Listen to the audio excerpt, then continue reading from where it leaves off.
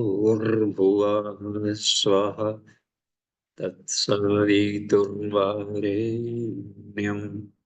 भर्गो देवस्य धीमहि धियो यो नः प्रचोदयात्।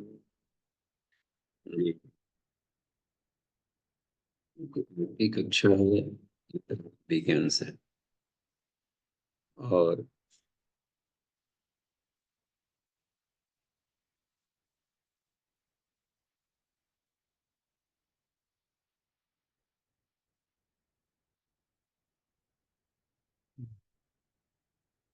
इसमें कला साधना के बारे में आज हम लोग समझेंगे कि कला साधना में क्या करना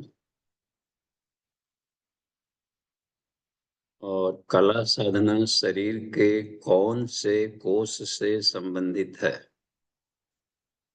यह आनंदमय कोष से संबंधित है और इसमें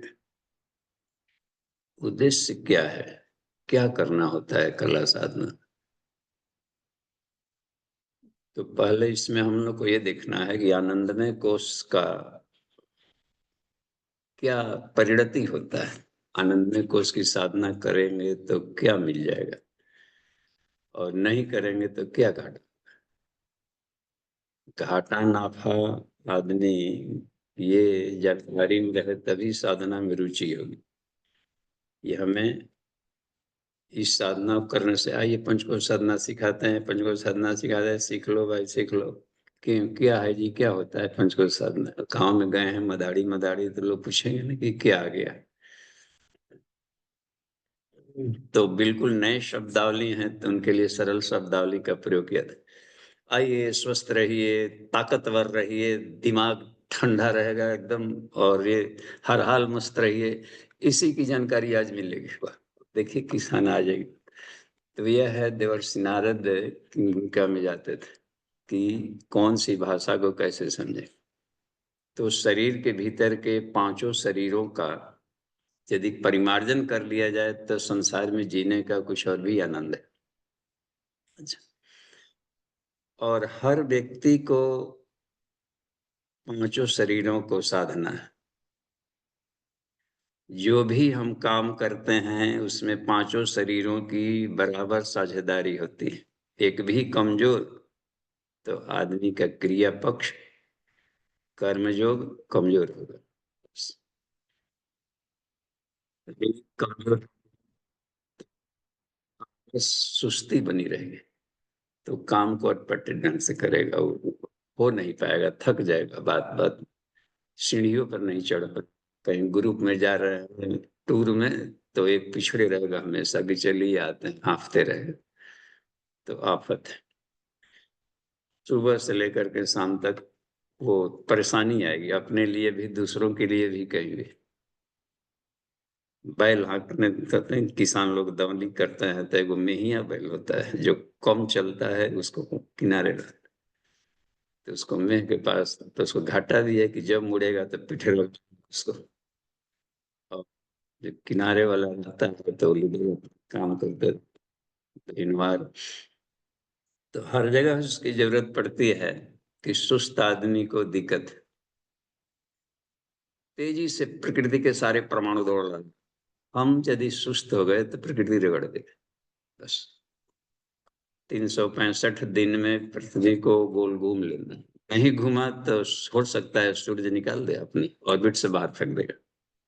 अनडिसिप्लिन जहां भी होता है तो निकाल कर बाहर फेंक देता है। अपने धुरी पर घूम रहे तो यार ठीक है, थोड़ा सा सुस्ती होती काम चल जाएगी। लेकिन हर व्यक्ति पर दोहरी सत्ता काम करती है, एक खुद का एक ईश्वरीय चेतना का दबाव।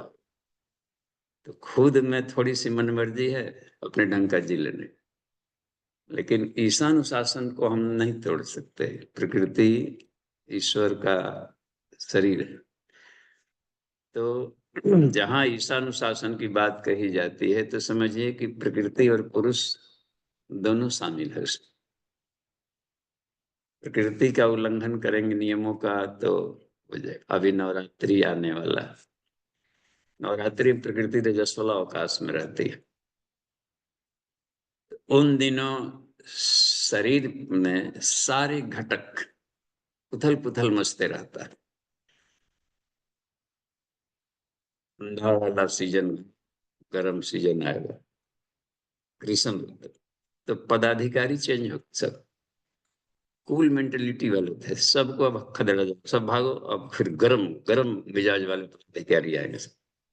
तो उसी में अपना फाइल का टिकअप चेकअप चलते रहता है, सब उठा पुठा के ऑफिस के काम बंद, बैंक वाला लोग बंद करता है कि नहीं आज 31 के बाद है तो ठीक है, आज भर आपका टाइम है कर लीजिए, लेकिन कल नहीं, कल हम लोग अपना काम करेंगे। तो उठा पुठक अपना चलते रहता ऑफिस में। ठीक है, होली है, होली अब चल रहा है, लेकिन एक दिन पहले जाइए ना, बस सब घर में उखाड़ पखाड़ है, झोल झाकड़ चलते रहता है। अभी अभी बाहर रही है, बहुत सब उखड़ पड़ा है। यही सिस्टम नवरात्रियों में चलता है, प्रकृति पूरे शरीर के सिस्टम को उखाड़ पुखाड़ करती है। इसलिए रोगों को एक मौका मिलता है, धक लगाए रहते हैं चोर कि नवरात्रियों में आक्रमण करेंगे, क्योंकि सारे सिस्टम गड़बड़, कहीं से कहीं कोई फाइल चुरा के ले जाएगा, कहीं जाएगा, कहीं घुसकर सेंध फोड़ देगा। इसलिए फास्टिंग करना पड़ता है उसमें, और मंत्र जप और साधना बढ़ा दी जाती है कि अभी चौकन्ना हो जाओ, सब सामान बिखरा हुआ है, कहीं से कोई आक्रमण न कर डाले। तो ये पूरी नेचर के साथ चलता है। सुबह के भी ब्रह्म मुहूर्त में उखाड़ पखाड़ चलता है, रात्रि को पलायन, दिन का आगमन, बीच में उठा पटक चलते रहता है। उस समय में हर ज्वाइंट वाले टाइम पर यदि हम साधना में चुक गए तो शरीर रोगों का घर बने, पता नहीं चलता है कि स्वस्थ शरीर में कहाँ से रोग आया। तो संधि कालों में हम लोग कहीं न कहीं पर उसको सुस्ती में बिगाड़ दिया, सो कर गुजारे। इसका मतलब है कि जो विपक्षी हैं वो आक्रमण करेंगे। न शरीरेकाम इमाम वार्ताम जागृतस्तव सदा भव। हमारी एक बात ध्यान देकर सुनो, गायत्री मंत्र कहता है हमेशा जागते रहो, बस। और उसमें जो विपक्षी हैं, याक्रामन्ते विपक्षिणा, इन पर, जो कि आलस प्रमाद में वहां पर सोए पड़े रहे। तो ये है इसमें देखने की बात है। तो अच्छा, अब इसमें विपक्षियों की संख्या कितनी है, क्या आक्रमण करते हैं, और बड़े स्टाइल से आक्रमण करें, घुस जाते हैं मौका के तलाक। एक बार गल के ऋषि जनक का क्लास ले रहे थे, जनक का। तो मैंने कहा कि हे जनक, आपको गृहस्थ आश्रम में रहते हुए योगी बनना। तो उसमें क्या होता है कि गृहस्थ आक्रमण ये प्रायो, उसमें कुरीत्याक्रमण प्रायो गृहस्थ जीवन अधिकम। कुरीतियों का आक्रमण गृहस्थ जीवन में ही होता है। जो सामाजिक कुरीतियां चलती है उसमें हमको बहना है कि उसको फेस करना है, सुधारना है। बहने में अपना भी घाटा है, हम यहाँ तो मिला दिए लेकिन खुद की स्थिति चरमरा जाती। तो बुद्धिजीवी चाहता है कि इसमें हम बहे मत, पहले अपने को रोकें, इसके बाद पोजीशन बनाए, उल्टी दिशा में चलें। तो कृतियों का आक्रमण, और उसमें कह दिया जाता है कि और ये वहीं पर सेंध फोड़ती हैं तत्रे पक्को बुद्धि। जो कमजोर माइंड वाले हैं उनमें सेंध फोड़ेंगे। मेच्योर्ड माइंड वालों में हिम्मत ही नहीं, कोई कुर्तियां, कोई अंधविश्वास उसको दिमाग में घुस जाए। Matured mind, scientific mentality matured mind कहलाता, तो वो अंधविश्वासों को दरकिनार कर दे और सत्य को भी बचा लेगा। क्योंकि विज्ञान केवल तक सीमित नहीं है, बड़ा विज्ञान भी होता है, कि आत्मविज्ञान, अध्यात्म विज्ञान वह भी लगा हुआ है। तो मेटाफिजिक्स में जाते जाते ईश्वरीय अनुशासन में रह करके ढूंढ लो। तो इसलिए कह दिया गया है कि मन से श्रेष्ठ होता है विज्ञान। अभी ये हमें देखना है कि हमारे जीवन में आनंद और शांति को किसने छीना, किडनैप किसने किया। दो ही बच्चे हैं, अमृत फल है आदमी के जीवन का, शांति और आनंद। वाह, पीस एंड ब्लिस, किसी के लिए सारा जीवन आदमी लग रहा है धन कमाने में, ये करने में, शादी विवाह पढ़ाई लिखाई, कि जीवन थोड़ा शांतिमय बीत जाए, आनंद से भर जाए। बस आनंद को बटोरने में धन की थोड़ी सी भूमिका है, तो आदमी धन के पीछे भाग रहा है कि हमारा आनंद घट रहा है, आनंद खरीद ले। धन का भी अंबार बढ़ा लिया है तो देख रहा है कि अभी भी आनंद में कहीं न कहीं पर कमी है। धनी आदमी और धन बढ़ाने के चक्कर में, इसका मतलब है कि जिस आनंद की तलाश में है, अभी वह तृप्त है, अधूरा है। नहीं तो एक लिमिट जरूर रहता है कि इतना पा लिया, अब इतने सारे आनंद खरीद ले। इनफाइनाइट है, कितना हो धनी हो जाए। रावण के पास धन का अंबार बढ़ा लिया तो भी जब जाता था कुबेर के पास तो कुछ न कुछ छीन के लिया वहां। तब देवताओं ने कहा कि देखो ऐसा करो कि अब तुम आओ, अब हम लोग के पास रहो। तब जाकर के वो हिमालय क्षेत्र में जाकर रहने सो इतने लंका में अपने चले थे। तो ये इसमें अपने की ही जिसको कहते हैं तृष्णा है, तो उससे नहीं भरनी है। कहाँ मिल गया, किसने चुरा लिया आनंद को? तो तीन ही घटक हैं जो आनंद को चुराते हैं जीवन में।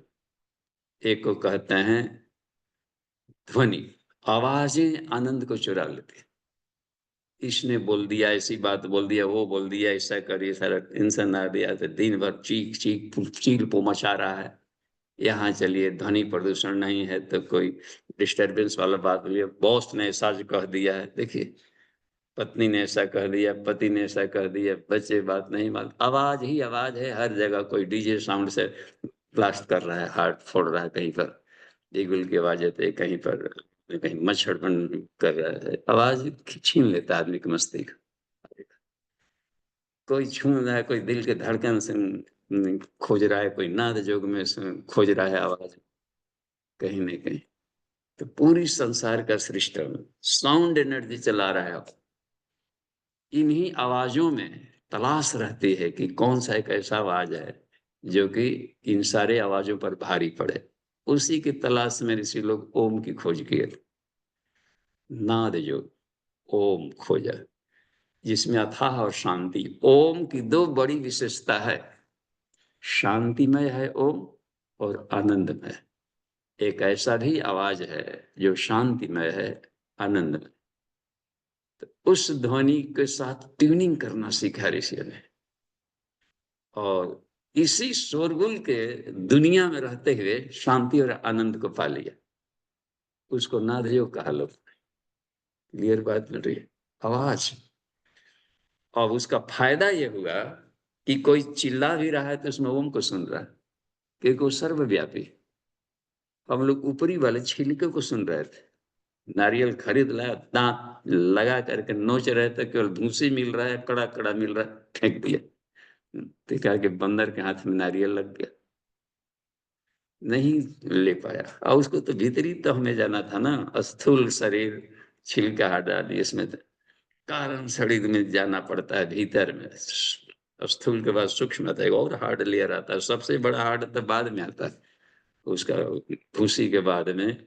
जिस उसको फोड़ेंगे तब इडबुल इंडोकार्प आएगा, इडबुल पार्ट्स आएंगे, यानी खाने वाला मिलेगा रसायन। फोड़ो, भीतर जाओ, ये सारे के माध्यम थे। तो ये है, तो पालेगा। तो हर एक आवाज में शांति को ढूंढ लेगा नाद जो की साधना से। तब आवाज के डिस्टरबेंस से बाहर निकल गया तो जीवन में एक बहुत बड़ी बाजी जीत लिया। बस कोई गाली दे तो या फिर जाकर प्रशंसा करे तो, इन दोनों से परे रहेंगे। गजब साउंड प्रूफ आदमी बना लेता है अपने आप को, ध्वनियों के झटके। और उसी अवस्था में मंत्रों पर विजय पाया जाता है, उसके पहले नहीं मिलेगा। सारा संसार देवताओं के अधीन है, और देवता किसके बस में है? मंत्राधीनम से देवता। तो वेद में तो सिर्फ मंत्र हैं, ध्वनियां हैं सिर्फ, सारे ध्वनियों का है पुस्तक। उसमें एक ऋषि हुए, उतंक ऋषि, उन्होंने कहा कि वेद मंत्रों का अर्थ आप लोग क्यों लगा के माथा पची फालतू लगाया? मंत्रों का अर्थ लगाकर हम लोग उसको लिमिट कर दिए हैं। लिमिटेड नहीं है, सब अनलिमिटेड है, अनंता वैवेदा का। और वो साउंड एनर्जी है, अर्थ के परिधि में ही केवल नहीं फंसा रहता है। सद्बुद्धि का मंत्र तो अनेकों मिलेंगे उसमें। सरस्वती के सारे मंत्र सद्बुद्धि के, तो सद्बुद्धि का मंत्र गायत्री मंत्र ही क्यों? तो इसमें रखा गया कि हर मंत्रों के शब्दों का गुंफन ऐसा है कि साउंड एनर्जी है। अर्थ न भी जाने, केवल अक्षरों को भी बड़बड़ाएंगे तो कुछ न कुछ बात बन जाएगी। वो साउंड एनर्जी है। पत्थर को मारा जाए तो उस सामने लगेगा तो कुछ न कुछ वहां पर काम करेगा। तालाब में कंकड़ फेंकेंगे तो लहर उठेगा। जानबूझ फूके, अनजाने फूके, कैसे फेंकिए तो उसमें लहर आता। तो वो इसमें यह बात देखी आई पड़ रही है कि चाहिए तो हमें आनंद जीवन में चाहिए तो इस ध्वनि जो हमारे आनंद को छीन लिया है उसके जबड़े से निकाल लेना होगा आनंद। और किसी भी ध्वनि को किसी भी रूप में बदल सकते हैं। ट्रांसफॉर्मेशन ऑफ साउंड एनर्जी, अटपटे आवाजों को, तो इसको कहते हैं ब्रह्मास्त्र। आवाज है सिर्फ, जो ये रेडिएशन में आते हैं अल्फा बीटा थीटा डेल्टा, क्या है? सिर्फ तरंगे हैं, और तरंगों को आदमी काटता है। तो ये कला कहलाएगी। कला, इनको एक ऐसी कला है कि कैसा भी शब्द बोलेंगे उसको मोड़ करके अपने ढंग का बना लेते हैं। तो गजब के कलाकार हैं। तो ये है, ये सारा संसार कलाओं से चल रहा है। ईश्वर सबसे बड़ा कलाबाज है। नटवर नागर नंदा, ये सारे संसार को नगर कहलाता है। हे अर्जुन, हमारे शरीर में करोड़ों करोड़ों ब्रह्मांडों को देखो तो करोड़ों ब्रह्मांड क्या है? नगर है उसके, पूर, और उसके मालिक को पुरुष कहेगा। इसका सारे नगर का, तो ये जो नागर है, वासुदेव, हे नागर, नटवर, इतना बढ़िया खेलते हैं कि कहा कि प्रकृति को मैं मुट्ठी में बांध कर आता। अब समझिए, यह कला, हम उनके बच्चे हैं तो हमको भी कला आनी चाहिए, बाप का गुण आना चाहिए बेटे में। तो कहा जाएगा कि हाँ, डीएनए इनहेरिटेड, बस। नहीं आया है तो इसका मतलब है कि हमने कहीं ना कहीं से उसको हमने डिस्टर्ब कर दिया है। परिवर्तनशील, डीएनए परिवर्तनशील होता है, तो प्रतिभा है उसमें, डीएनए प्रतिभाएं होती है। तो हम कभी ईश्वर के बच्चे हैं तो वो डीएनए रहा होगा। बाद में हम लोगों ने इसको रेडिएशन, तो डीएनए को किसने खराब किया? रेडिएशन खराब करता है, साउंड एनर्जी से। मंत्र ध्वनियां क्या करती है? डीएनए को डिस्टर्ब कर डालते, बस। तो डीएनए चेंज करने में लिखे हैं गुरुदेव ने कि डीएनए कैसे चेंज होता है, तो उसमें एक घटक होता है साउंड एनर्जी। मंत्रों के द्वारा चेंज हो जाएगा। फ्रीक्वेंसी बिगुल बजाता है तो उसमें आ जाता है इधर से भृंगी कीटाणु, कीड़ा है बड़ा वाला, झिंगुर को पकड़ कर बीन बजाता है, अपने कुछ ऐसा बजाता है कि उसके वाइब्रेशन से उसके शरीर के कायाकल्प झड़ जाते हैं और झिंगुर भृंगी बन जाता है। मेडिटेशन में इतनी ताकत है कि देवताओं का मेडिटेशन करते करते आदमी का शरीर का बदलाव आ जाता है, चमक बढ़ जाएगी जब। तो मेडिटेशन क्या थे? वो एक वेव था, तरंगों को भीतर ले आना, एक्सेप्ट करना, गलाई ढलाई चल रही, बहुत बड़ा। हर जगह मेडिटेशन मेडिटेशन मेडिटेशन का। तो वो एक बात बननी है। दूसरी है, नाद के साथ में एक बिंदु साधना था, परमात्मा यहाँ है वहां नहीं है, वहां है यहाँ नहीं है, यहाँ, ये भी दिमाग को डिस्टर्ब करता था। एक तरफ यही मुंह बोल रहे हैं कि ईश्वर को सर्वव्यापी माने, हरि व्यापक सर्वत्र समान और एक समान है, कम बेसी नहीं है। फिर भी भागम भाग, यहाँ तिरह तो वहां तिरह, के यहाँ जाएंगे वहां जाएंगे, यहाँ कौन आ गया जी, वहां पर है, मंदिर में आएंगे, तो ये भागदौड़ बनी रहेगी तो अतृप्ति बनी रहेगी, बस। यहाँ जाना है, वो जाना है, कुंभ जाना है, तो नहीं बात बनती। धक्कम धुक्कम में अपना लत, कहीं ना कहीं पर दिमाग में एक बात है कि वहां अधिक है यहाँ कम है। तो ये जो भेदभाव बना रहेगा तो ईश्वर को हर जगह नहीं देख सकते, तो उनको भेदभाव वाला ईश्वर मिलेगा। कृष्ण ने कहा है कि जो जिस भाव से करेगा उसको उस भाव से तो हम मिलेंगे, लेकिन मोक्ष नहीं मिलेंगे। एक जब तक से वासुदेव सर्वमिति स महात्मा सुदुर्लभ, जो हम हर जगह एक समान देख लेगा, हर कण में, हर पार्टिकल में, तो समझो इसके जीवन का यह अंतिम लाइफ, इसके बाद जन्म नहीं लेना इसका, यह पा लिया।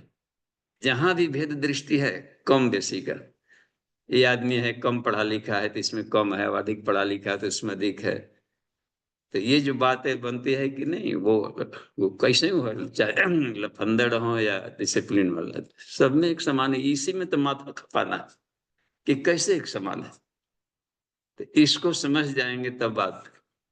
यह बिंदु साधना से मिलता है, दो की सत्ता नहीं है। एक ही व्यक्ति अपने विभिन्न कलाओं में, कला देखिए कि वही आदमी, वही ईश्वर विद्वान का भी पाठ कर रहा और महामूर्ख बन करके सुन भी रहा है। तो सामान्य आदमी जो द्वैत भाव में भटकाव में आ जाता है, तो कहीं क्या, गुरु जी इतना दिन से समझा रहे हैं, समझा नहीं, इसको कष्ट बोलिए, हर जगह है। और अपने जिनसे मन बैठता है तो उनमें से तो खुश होगा, नहीं बैठता है तो इसमें से उसकी बुराई को ढूंढ के लेके आ गए। ये बड़ा, ये गजब का है। तो कण कण में देखने के लिए ही अपना पढ़ाई लिखाई इसीलिए पढ़ा जाता है कि हम कण कण में ईश्वर को देख सकें और कण कण में शांति आनंद बिखरा हुआ पा सकें। हर जगह बिखरा है, हर जगह है, कहाँ कहीं से अपने दबाए, एक कहीं भी आर्टिजियन वेल कहीं निकल जाएगा, बोरिंग करिए कहीं से पानी निकल जाएगा, हर जगह। तो ये कला सीखनी पड़ती है। तो इसलिए आनंद में कोष की साधनाएं आनंद में ले जाएंगे, शांति में ले जाएंगे। और अच्छा ठीक है, उसमें एक और भी नाद बिंदु कला साधना थी। तो कला साधना के बारे में एक बात बनती है कि अब कला क्या है। तो कला कहते हैं आईज, विजिबिलिटी, दृश्य सत्य नहीं, हमने देखा है, आंखों से देखे तो दृश्य को कला कहेंगे, और आंखें न हो तो आदमी दृश्य नहीं देख पाएगा, क्योंकि दृश्य डिस्टर्ब कर रहा है। और कला, किरण, प्रकाश, लाइट, तो ऑडियो विजुअल होता है ना, फिल्म देखने जाएंगे तो क्या, एक तो दृश्य मिलेगा और कान, यही दो मिल रहा है। फोटो दिखाई पड़ रहा है, आकृतियां चल रही है और कुछ ध्वनियां बोल रहे हैं, बड़ा अच्छे डायलॉग बोला, कान से भी काम किया था। देखिए पाठ बढ़िया नहीं किया है, देखिए उसको, वो जो हंसता था तो लग रहा था कि विलेन जैसा है। तो उसमें एक बात बनती है ना कि उस आकृतियां प्रभावित करते, इसको हाव भाव भंगिमाएं कहते हैं, मध्यमा वाणी है जिसको आंखें पकड़ती हैं। तो आंखें उन्हीं को पकड़ेंगी जो उसके लिमिट में है। जैसे एक किरण को नहीं आंखें पकड़ेंगे, तो अब जैसे मान लीजिए कि कॉस्मिक रेज है, कॉस्मिक रेज को आंखें नहीं पकड़ती, अल्ट्रा वायलेट को भी आंखें नहीं पकड़ रही। तो जिन किरणों को उनको पकड़ेगी, जो कुछ किरणें इकट्ठा करके मोटी हो गई, तो उसको कहेंगे विजिबल लाइट। तो विजिबल लाइट को पकड़ लेगी, बैगनी, नीला, आसमानी, हरा, पीला, नारंगी, लाल, ये विजिबल इसलिए बन गया है कि उसको थोड़ा सा वो डेंसिटी बढ़ गई थी कुछ किरणें मिलकर। तो वो मोटी को जिसको आंखों की पकड़ में आ जाता है, तो आंखों फिर आंखों में जाएंगी, रेटिना पर पड़ेंगी, और उसको भीतर के आंखों में, रेटिना में जो होते हैं आई सेल्स होते हैं उसमें से, तो रॉड एंड कॉन्स दो वेराइटी का है। तो कॉन्स इसमें काम क्या कर लेता है कि वो आपको प्रिज्म का काम करने लगता है, तो विजिबिलिटी आने लगेगी, रंग बिरंगा दिखने लगेगा। तो रंग बिरंगा में भी फिर आदमी मोहित होने लगा, आह कितना बढ़िया रंग था, रंगीला। इस रंग का तो अब रंगों का इतना दिमाग में आ गया है कि इस रंग का धोती, साड़ी, शर्ट खोज मारे मारे दुकान पर फिर रहा है, परेशान हो गया उसको। शादी विवाह है तो इसमें क्या, दूल्हा का एकदम पूरा रंगीन इंस्ट्रूमेंट कलर लेगा, काला जूता नहीं चलेगा, काला टाई नहीं चलेगा, काला तपिया का पुतली भी निकाल कर फेंक दीजिए। और पूरा का बाल एक तरफ है कि काला खराब है, और एक ही बाल सफेद है, तो दिन भर सर हेयर डाई कर रहा है कि एक भी बाल नहीं दिखना चाहिए यहाँ पर। तो वहां पर नहीं लग रहा है उसका कला का दोष। तो हमारी खोपड़ियां हैं जहां तहां उड़ रही है और शांति आनंद खोज रहे। तो अपने दिमाग में हम उसको भर लें कलर, तो क्या व्हाइट, क्या हर एक कलर को एंजॉय लेना चाहिए। लाइफ में हर कलर की एंजॉय, काला गायब तो समझिए कि शिव जी गायब। अनहरिये में शिव जी पूजाते हैं। काले कृष्ण गोपियों को अच्छे लगे थे। बादों के अनहरिया में जन्माष्टमी मना रहे हैं, काला घो कृष्ण ही गायब हो जाएंगे। हम लोग कहीं न कहीं पर जरूर मस्तिष्क, विखंडित मस्तिष्क लेकर के आनंद खोज रहे हैं। तो ये होता है कि सभी रंगों में हम आनंद लेना सीखें बस। तो आदमी केवल खास रंग के आदि बन गए तो दूसरा रंग से एलर्जी होगा, होगा कि नहीं? तो एलर्जी को किसने खरीदा? हमने खरीदा।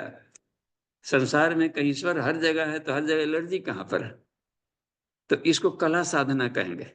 कला का मतलब होता है विजिबल, विजिबिलिटी से जो हमको दिक्कत आ रही थी। तो ये भी अच्छा देखिए। अब इस पर कमांड कैसे करें? तो सारे संसार जो बने हुए हैं प्रिज्म का काम करता है। ये जो तत्व है, पांचों तत्वों से पृथ्वी, पृथ्वी जल अग्नि वायु आकाश तत्व, इन्हीं तत्वों से संसार बना है और शरीर बना। तो ये जो इसमें बन है, इसमें थर्ड पार्टिकल, कुछ न कुछ पार्टिकल्स हैं जिसमें किरणें आती है, तो उसमें क्या करता है कि वो एक प्रिज्म का काम करता है, तो उसको कलर में सब चेंज करेगा। और शरीर है कि शरीर में एक ऐसा मशीन है, शरीर पूरे ब्रह्मांड के सारे टेक्निक को हैंडल करने के लिए रिमोट कंट्रोल है, इसमें रिमोट पॉइंट है। तो पृथ्वी तत्व है, इसमें जाकर देखे तो पृथ्वी तत्वों के पार्टिकल्स को देखा ऋषियों ने कि बड़े गजब की उनकी शोध थी भाई। ऋषियों के कितना समय लगा होगा, ऋषियों को हजारों साल लगा दिए कि इन तत्वों के परमाणुओं के स्ट्रक्चर्स को देखा। गजब। कहा कि जो पृथ्वी तत्व है उसके परमाणु चौकोर होते हैं। तो चौकोर परमाणु है इसलिए है कि उसको अस्थिर रहता है। अस्थिरता कारण है ईटा चौकोर रखा जाए तो देखते एक दूसरे को बनाने में 5 इंची का ही दीवार से काम चला रहा, देखते ना 4 इंची का दीवार से काम चला लिया, इसलिए कि उसके साइज पृथ्वी तत्व के हैं कि चौकोर बना करके लाभ। कोई गोल गोल बनाते तो नहीं करते, कोई गोल गोल पत्थर जैसा बना ले, गोल गोल लुढ़कने वाला जैसे, तो उसमें नहीं बना सकते कैसे। तो वो इसमें एक बात देखी कि खांचा बिठाने में कि ये जो परमाणु का स्थिरता कारण है कि इसके सारे परमाणु चौकोर है और इसके भीतर में जो किरणें आ रही है तो एक रेडिएशन करता है और उसमें से पीला रेडिएशन को, ऐसे रेडिएशन को पीली वाले बाकी को एब्जॉर्ब कर रहा है, लेकिन जो खास फ्रीक्वेंसी को उसमें से वो नहीं पचा पा रहा है। तो वो वाली किरणें क्या करती है कि वो शरीर में अलग भूमिका है। हर तरह की किरणों की अलग भूमिका होती है, किस रेडिएशन का कैसे काम लेना है। तो ईश्वर ने तत्वों को बनाया। तो शरीर के भीतर में आप देखिए कुछ तत्वों का, अब यहाँ साथ साथ में हम दिखाते चल रहे हैं ये। तो अमन जी देखिए, हमको स्क्रीन शेयर कर सकते हैं कि नहीं? देखिए ये, इसमें हम देख लेते हैं। हाँ, इसको हम पहले सिलेक्ट कर लिया एक, फिर देखते हैं शेयर। हाँ, ये तो पहुंच रहा होगा कहीं कहीं पर स्क्रीन में। जी जी पहुंच गया बाबू जी। अच्छा देखिए, अच्छा साइड में पूरा दिखाई पड़ रहा है कि साइड में ढका हुआ है? ये दिखाई पड़ जाकर, रहा है। अच्छा दिखाई पड़ रहा है तो ठीक। अच्छा इसमें एक होता है, क्या बोलते हैं कि फुल स्क्रीन करने वाला कहीं, तो स्लाइड को साइड में होता है ना कहीं पर ये फुल स्क्रीन करने के लिए बाबू जी इधर अ, इस तरफ दाएं नीचे। कॉर्नर में नीचे है, नीचे की तरफ। हाँ नीचे में है, 3 सिंबल है। हाँ ये वाला है, ये नहीं उधर वाला, हाँ आगे वाला। ये, ये अच्छा देखिए छू लिए तो ये गया कि नहीं गया इसमें तो। फुल स्क्रीन इसमें होगा करना नहीं, होगा। हो गया, ठीक है। अच्छा ये देखिए, और ये हमारा इसमें ढेर सारे लोग आ रहा है, इसको थोड़ा सा कम करना। ये उसी को हम लोग देख, तो खट चक्रों का परिचय, इसमें से खट चक्रों का हम लोग इसको लेंगे, थोड़ा सा बढ़ाते जा रहे हैं, ये कर लेते हैं।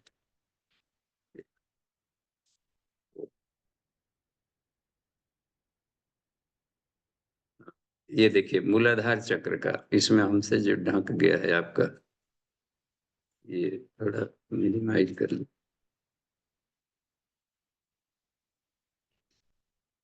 तो देखिए चतुष्कोण लिखा हुआ है ना यहाँ पर, ये जो चौकोर बात है, देखिए ये डायग्रामेटिक कॉन्फ़िगरेशन को भी हमको समझना चाहिए। तो कला का कंट्रोल कैसे करें शरीर में, मान लें कि क्यों करें इसमें, तो ऐसा देखा जाता है कभी कभी आदमी का शरीर पीला को सूखने लगता है या फिर भारी होकर के बनता है, क्योंकि दोनों को दोनों शरीर पृथ्वी तत्व की गड़बड़ी। तो न तो बहुत हम सूखते सूखते मरे और न फिर बहुत हेवी वेट हो जाए, होता है ना। फिटनेस चाहिए, फिटनेस नहीं है बहुत ओबेसिटी हो गया बढ़ गया, इसमें फिटनेस का नहीं, इसमें सब इन चक्रों की बड़ी भूमिका है ये करने। और भी ताकत कम है सब लाभ लेने का उनका है इसमें, या फिर जाकर के ये कहिए कि थोड़ी संजीदगी कम है, स्फूर्ति कम है, आलस बढ़ा हुआ है, तो ये सब इसकी गड़बड़ी है, मूलाधार वाले तत्वों की गड़बड़ी।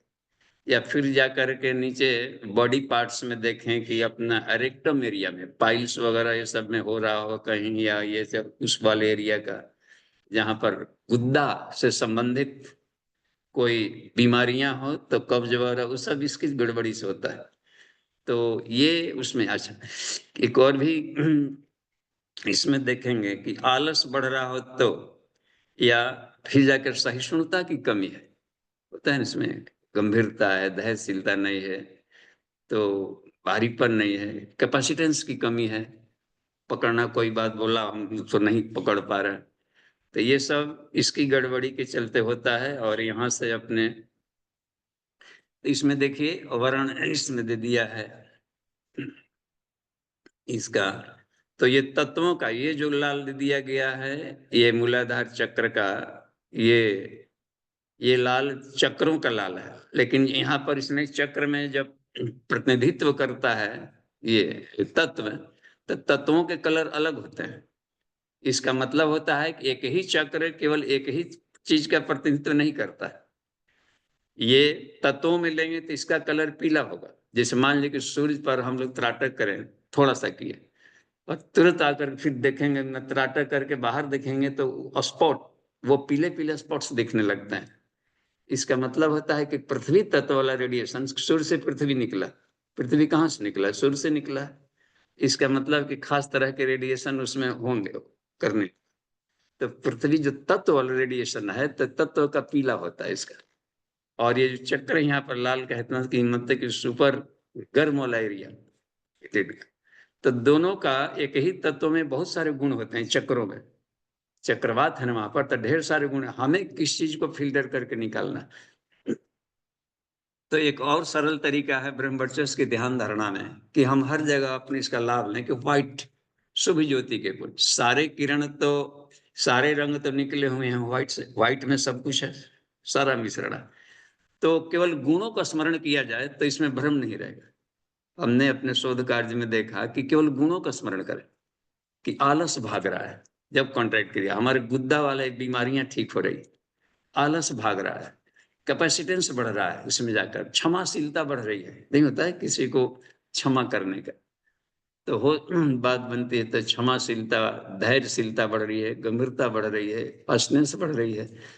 पृथ्वी के जो गुण हैं उनका तो गुणबोधक यदि शक्ति का ध्यान करेंगे तो ये अधिक फायदेमंद रहता है, क्योंकि ये कलरों में मिलेगा नहीं। जैसे 7 चक्र हैं तो बैगनी से शुरू करेगा, बैगनी, नीला, आसमानी, हरा, पीला, नारंगी, लाल, तो सबसे लास्ट वाला लाल पड़ रहा है, तो हीट से मतलब वहां पर। तो अच्छा, और यहाँ पर 5 तत्व 5 ही है, उधर कर रंग कर दिए 7, तो जब तत्वों से हमको बिठाना होगा तो अब इसके गुण बोधक आएंगे इसका, तो वो गुण बोधक होता है उसमें क्षमाशीलता, पीला वाला गुण में, तो उसकी फ्रीक्वेंसी तो एक अलग हमने चार्ट तैयार किए हैं जिसमें कि किरणों की फ्रीक्वेंसी और वेवलेंथ सिर्फ बताया गया, उसको हम दिखा लेंगे कभी, अभी इसको हम लोग देखें।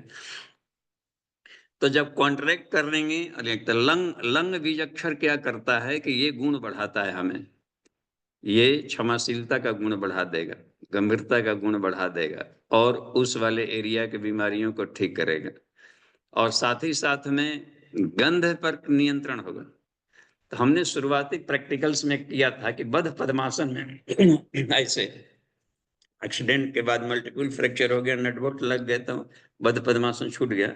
लेकिन इसमें अब ये प्रतिदिन आधा घंटा हम बद्ध पद्मासन में नासिकाग्र पर वित्राटक करके गंध वाले पार्टिकल्स को जगाते थे, यहाँ पर सेंसरी वाले सीधा आकाश में। तो उससे हुआ क्या कि पृथ्वी वाले इन गुणों का लाभ मिलते गया। तो हर एक चक्रों से जुड़ा रहता है, उसके एक नए ज्ञानेंद्रियां जुड़ी रहती है और एक कर्मेंद्रियां जुड़ी रहती है। तो 5 ज्ञानेंद्रियां हैं, 5 कर्मेंद्रियां, तत्व भी 5 हैं। तो इसका कौन स्विच किधर काम करता है, ये इसमें लाभ मिलने लगता है उसके करने से। जब करेंगे तो शरीर में लाभ मिलेगा, तो भी पता चल जाएगा, रटने की जरूरत नहीं पड़ेगी कि हमें ये गुण बढ़ रहा है।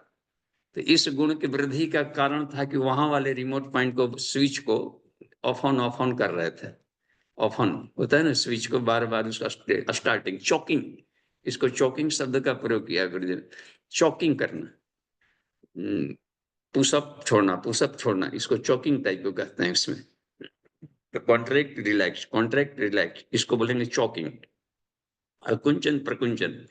और उस समय इस ध्वनि का मन ही मन स्मरण किया जाए लंग का, तो पाया जाएगा कि इस चक्रों से इस तत्व की जो गड़बड़ी थी वो बैलेंस्ड हो रही।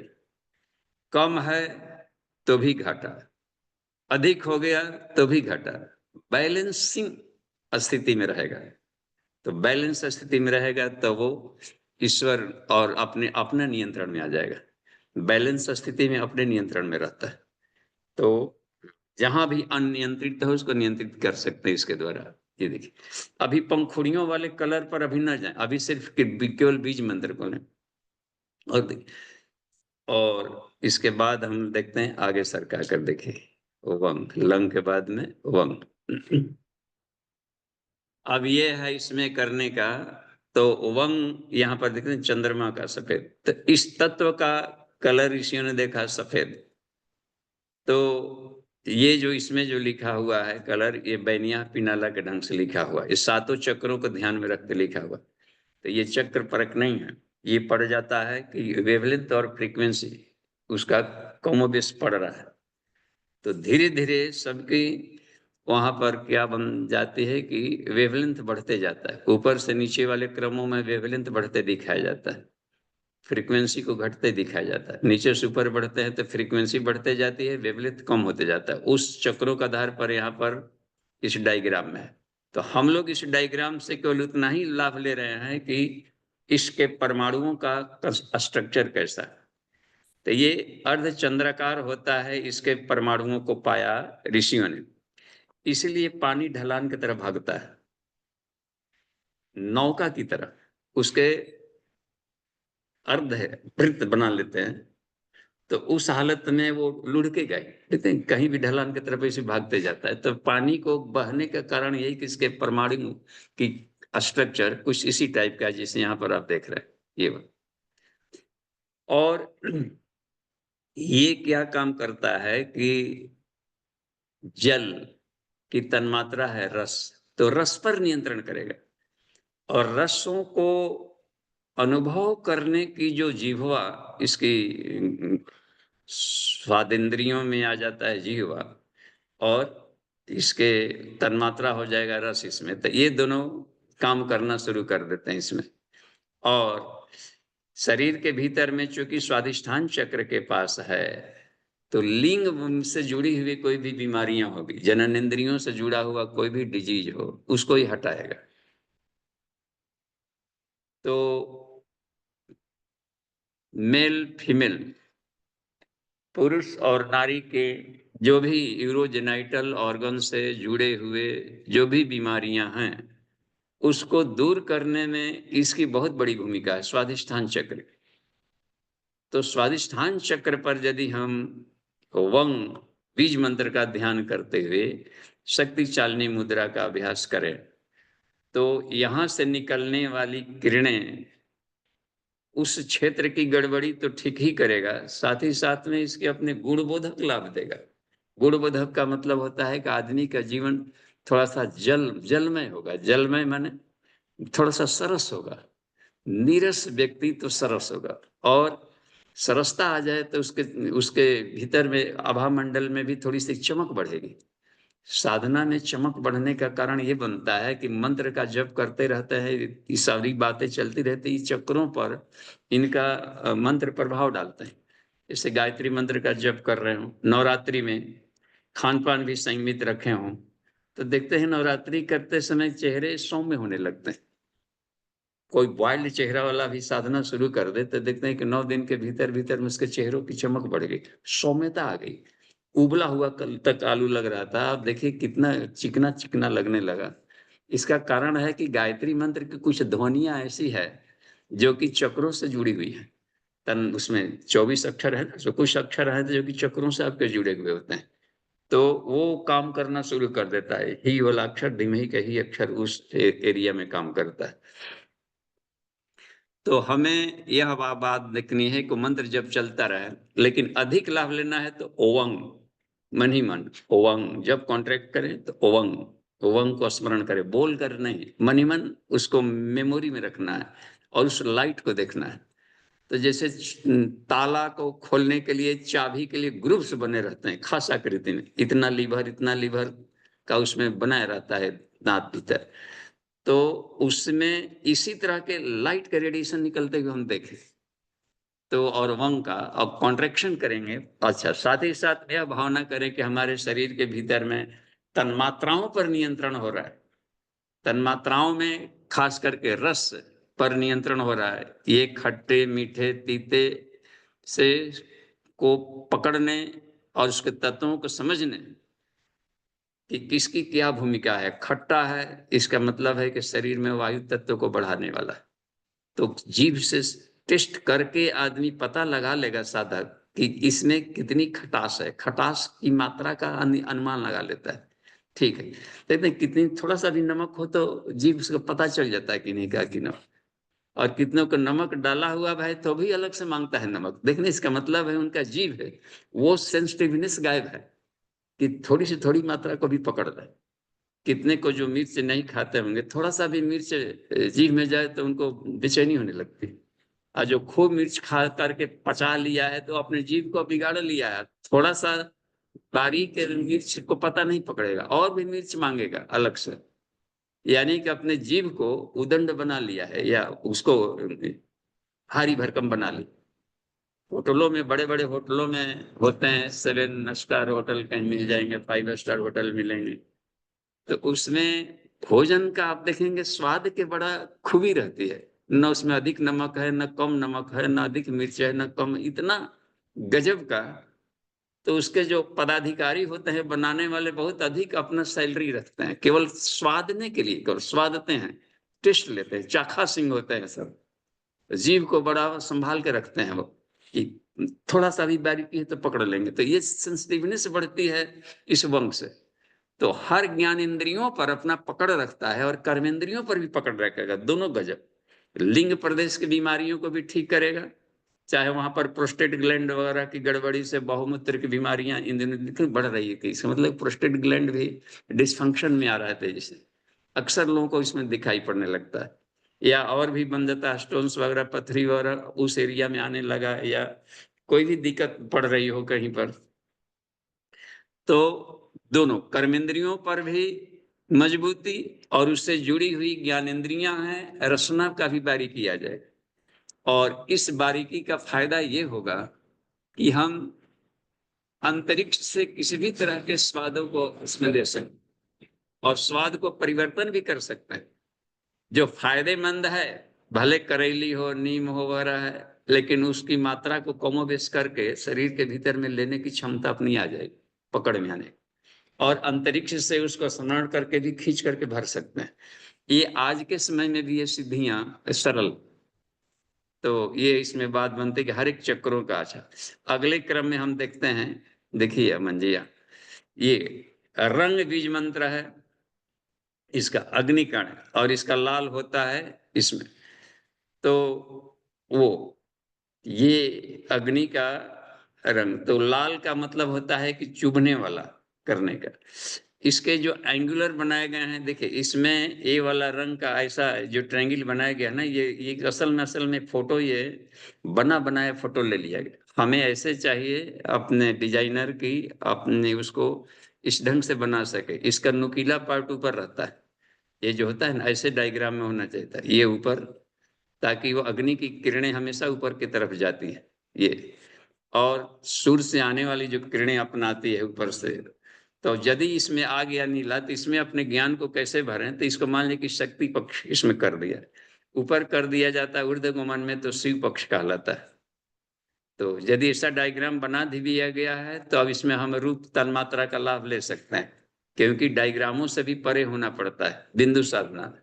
तो अब इसमें शक्ति पक्ष की मजबूती देख लेंगे। लेकिन ऊपर से आने वाली किरणें नुकीली रहती है, भाला की तरह चुभती है। दोपहर में आएंगे सूर्य से आने वाली किरणें, तो चंचनाहट होता है। तो चंचन क्यों न लगने का दुख में, सुबह में प्यारा प्यारा तिरछे उसमें से आ रहे। और एक तो सूर्य की दूरी कम हो गई माथा पर आने का, दूसरी बात है कि भाला की तरह ये नुकीला पार्ट्स आ रहा है इसमें ट्रायंगल का, ठीक है। और इसी को यदि हम ये कर लें, उलट दें,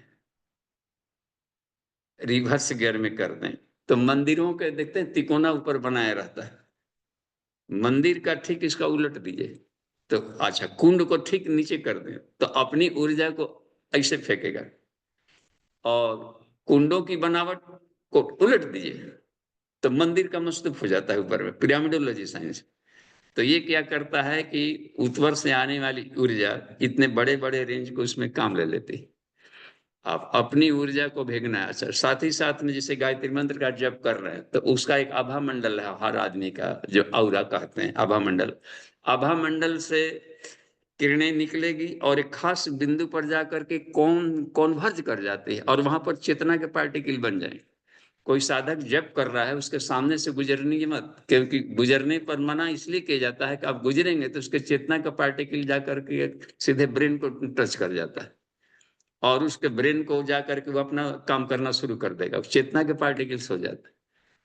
तो इसको यदि समूह के साथ जब किया जाए तो और दूर तक इसको रेंज को फेंका जा सकता है, कोनिकल कोन्स के रूप में ऐसे ऐसे जाकर इकट्ठा होते हैं। तो ये लाभ है कि अग्नि के दोनों गुण होते हैं, अपने आप के भीतर में वही अग्नि है क्रोध के रूप में इसमें, और वही अग्नि बढ़ा दिया तो ज्ञान के रूप में बदल जाएगा, ज्ञानाग्नि। ज्ञानाग्नि सर्व कर्माणि भस्मसात कुरुते अर्जुन, ज्ञान की अग्नि सारे पाप पुण्यों को जला करके जन्म जन्मक पहाड़ों को जला दे। जलाने वाला गुण है भस्म करे, लेकिन कुलनेस है, वो भी एक आग है ज्ञानाग्नि का, लेकिन ये वाले आग से भिन्न हो जाता है। तो अपवर्ड डायरेक्शन में जब हम जाते हैं तो इसका शिव पक्ष बढ़ता है किसी भी तत्व का। हर तत्व में शिव भी है, शक्ति भी है। शक्ति पक्ष एनर्जी को लेकर कहा जाता है, शिव पक्ष विचारशीलता को लेकर कहते हैं। तो विचारशील ऊर्जा के रूप में सारे प्राण प्रवाह अंतरिक्ष में दौड़ते हैं हृदय करने का। तो ये कलाओं के माध्यम से ये साधना बन जाती है कि हम कैसे इस संसार में आनंद और शांति पूर्वक हर जगह आनंद का लाभ ले सकते हैं, ये गुण बढ़ते जाता है। और भी जाकर हम लोग देखें इसके समय भी साथ में देखते चलते हैं, ठीक। तो ये देखिए अगला रंग, यंग का देखिए हेक्सागोनल होता है इसका, खटकोणीय। तो ये 6 कोण बन दिया गया, लेकिन इसको यहाँ पर ऑर्बिट मिला दिया जाए, जिससे सभी कोनों को यहाँ पर मिला लीजिए ऑर्बिट। ये तत्वों का डिजाइनिंग नहीं है, ये डिजाइन बन गया 7 चक्रों के आधार पर। इसको सिर्फ एंगल्स निकाला गया, 2 ट्रायंगल बना लिए। तो शिव और शक्ति का यहाँ पर मिलन किया गया। 3 ऊपर थे, 3 नीचे थे, बीच वाले पॉइंट पर अनाहत चक्र इसलिए इसको कहा जाता है। चुंबक में बीच वाला मिडिल वाला ये नल पॉइंट जो पड़ रहा है, ऊपर शुरू हो जाता है अधिक 3 चक्र, 3 चक्र नीचे मिल रहे हैं, मूलाधार, स्वादिष्ठान, मणिपुर, बीच में आ गया ना, फिर ऊपर में आ जा रहा है विशुद्धि चक्र, आज्ञा चक्र, सहस्त्रार चक्र। तो एक बैलेंस वाली स्थिति आती है यहाँ पर। तो यहाँ पर हमारा इमोशन काम करता है, तो हर एक अलग अलग लोक, नीचे भूर्भुवः स्वः, और ये महालोक में आ जाता है। महालोक में अपनी मान्यताओं का परिवर्तन यहाँ पर होगा, अहंकार का, भावनाओं का। तो यदि हम भावातीत नहीं हुए तो संसार बहा के ले जाएगा। हमारी भावनाएं संसार से भी जुड़ सकती है, ईश्वर से जुड़ सकती है। यही करवट बदलने वाला एरिया है। यदि संसार से जुड़ी रहेगी तो हमें संसार रुलाते रहेगा, क्योंकि वो परिवर्तनशील और उसमें हम शाश्वत आनंद मस्ती खोज रहे थे और उससे हम चिपक गए। तो निश्चित है कि संसार से चिपकाव हमारा जीवन में शांति आनंद नहीं देगा। तो वैराग्य का मतलब ये रखा गया है कि जो वैरागी है ईश्वर, यानी कि ईश्वर वैरागी है। वैरागी का मतलब राग में रहते हुए राग में चिपक नहीं रहा, तो तीनों गुणों में रहते हुए तीनों गुणों से परे है। हे अर्जुन, तुम निस्त्रगुणे भवा, यानी ऐसा नहीं कि गुण खत्म, ईश्वर तो सारी गुणों का आगार है। तो गुण रहितम का मतलब होता है कि गुण को अपने कमांड में लेते हुए उसका इस्तेमाल करना, उसके बस में ना आना, चिपकना नहीं, लेकिन उस गुण पर हद से ज्यादा कमांड रखना। तो सत हो, रज हो, तम हो, इसमें आ जाती है गुण। तो गुणातीत वाला अवस्था में अब धीरे धीरे यहाँ पर बदलाव लाने की स्थिति आएगी, निष्प्रियता। तो यहीं से है कि हम अपने प्रेम वाला एरिया है, ये गुलाब इसका फूल देते हैं हृदय प्रेम। अब प्रेम वाला एरिया चल पड़ा, तो प्रेम किससे? जो शाश्वत है उससे करे। तो ये उसमें बात बनती है कला की साधना में। तो कला में हमें एक ये भी काम करना सीखना पड़ता है कि हमें चिपकनी अच्छा। संसार ये मोह पैदा करता है, मोह को दूर करेगा। तो मोह कैसे आ गया है संसार में कि किसी को हम प्रतिभा देखें या फिर कोई कलर देखें, यदि कलर से प्रभावित हो रहे हैं, पदार्थों से प्रभावित हो रहे हैं, तो इसको कहते हैं कि आपती किरणों को से दबोचा गए, घायल हो गए। किसी व्यक्ति के पर्सनालिटी से प्रभावित हो गए, इसका मतलब है कि व्याप्ति किरणें है, उसके आभा मंडल के चुंबकत्व ने आपको खींच लिया। हमें इन दोनों से प्रभावित नहीं होना है। कितना हो बढ़िया हो, ब्रह्मा लोक तक के ऐश्वर्य सिद्धि भी पुनरावर्ती है। तपस्या का मतलब होता है कि इतना अपने को तपस्वी बना लिया जाए, तपा लिया जाए कि ये चिपकाव वाला है एडहेसिवनेस वो खत्म हो जाए, गोंद जो है बीच में पड़ा हुआ। तो न तो आभा मंडल से हम चिपके, न पदार्थों के, न व्यक्ति के आभा मंडल से। तो चिपके किससे? क्योंकि चिपकना प्रेम, आत्मा प्रेम से ही बना हुआ है।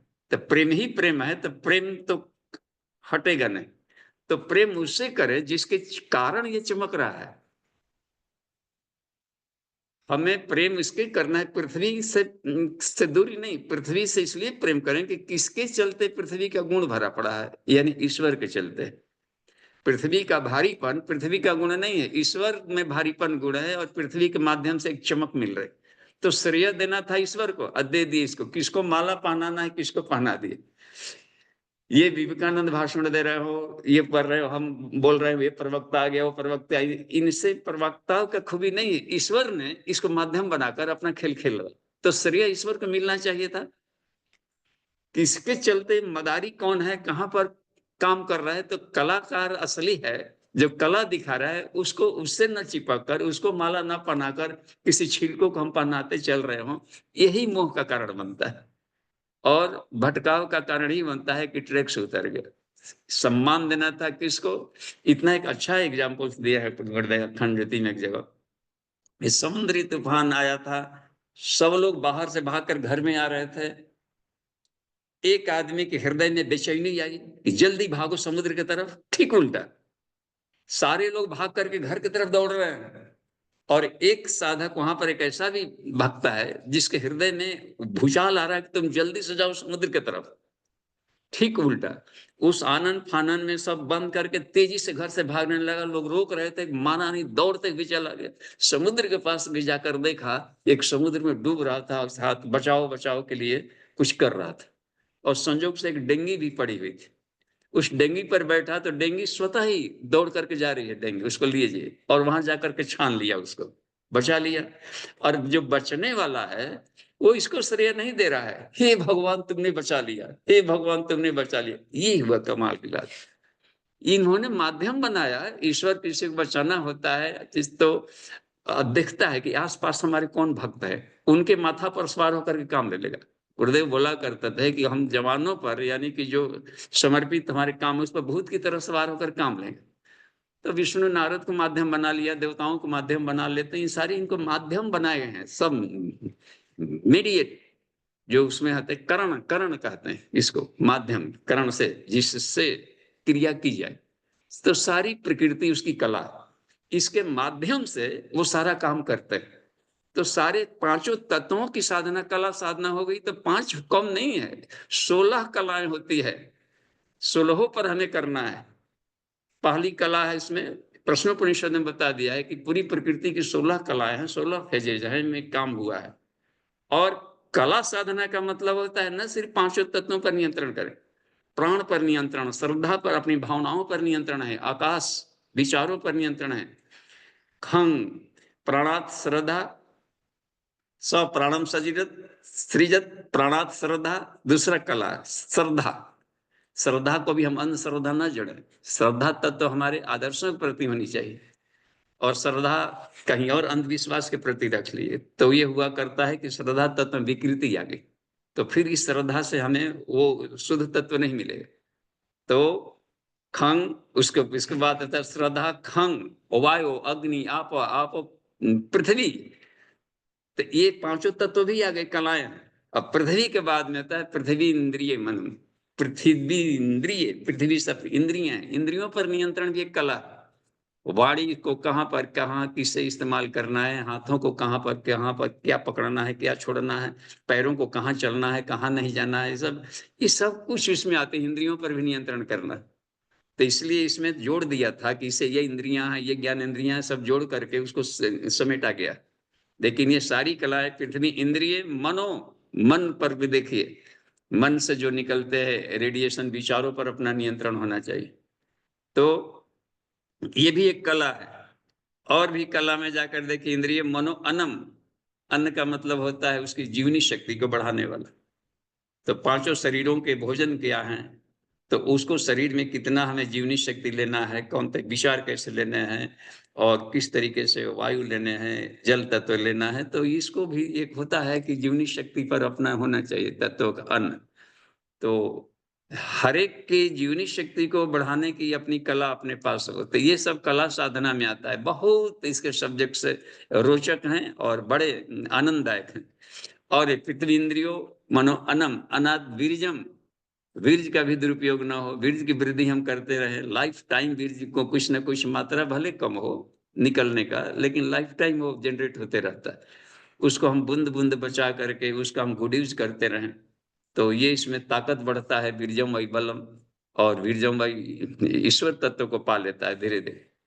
तो अनाद वीरजम, और फिर जाकर के वीर्ज तपो, तप पर भी नियंत्रण है, कितनी मात्रा में करना है, कैसा करना है। हम लोग तप कभी हेठ ही बना लेते हैं कि अब करते रह गए तो किसी को सुन नहीं रहे हैं। कितनी मात्रा में हमें करना है कि हमारी बात बने, तपाना है रोटी को उतना ही कि जले भी मत और गीला भी न रहे, तो तब पर भी हुआ करता है, टेम्परेचर पर अपना नियंत्रण होना चाहिए करने का, कि कितने देर तक करना है, क्या करना है। तो इंद्रिय तपो, तप के बाद में होता है मंत्र, तब जाकर के मंत्रों पर अपनी विजय आएगी, यानी विचारों के आधार पर संसार से काम लेना शुरू करते हैं, और मंत्र से लोक बनाएंगे। आदमी अपने ढंग का सृजन शुरू करता है, अपने जीवन को दिश दिशा में सृजनात्मक काम करेगा, बड़ी कमाल की चीज है।